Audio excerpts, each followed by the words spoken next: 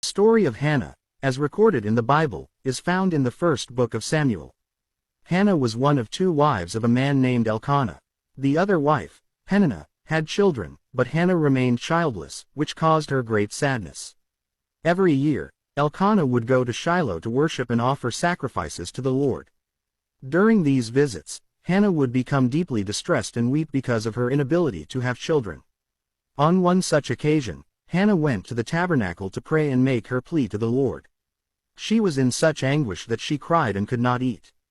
In her desperation, Hannah made a vow to God, promising that if he were to give her a son, she would dedicate him to the service of the Lord all his days.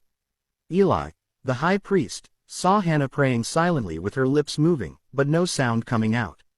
He initially thought she was drunk and confronted her. Hannah explained that she was pouring out her soul to the Lord and shared her deep longing for a child. Eli blessed her, assuring her that God would grant her request. In due time, Hannah conceived and gave birth to a son whom she named Samuel, which means, heard by God. Hannah rejoiced in the miracle granted to her by God. After Samuel was weaned, Hannah fulfilled her vow by bringing him to the tabernacle to serve in the presence of the Lord.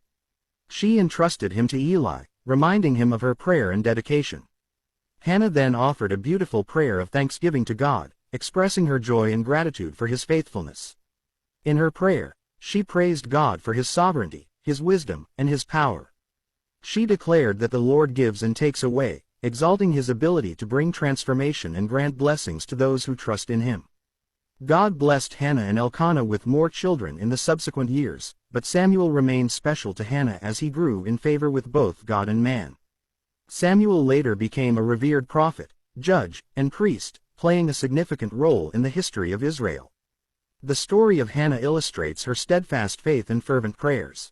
She demonstrated deep trust in the Lord, and he honored her persistence, granting her the desire of her heart and blessing her with a remarkable son who would serve God faithfully.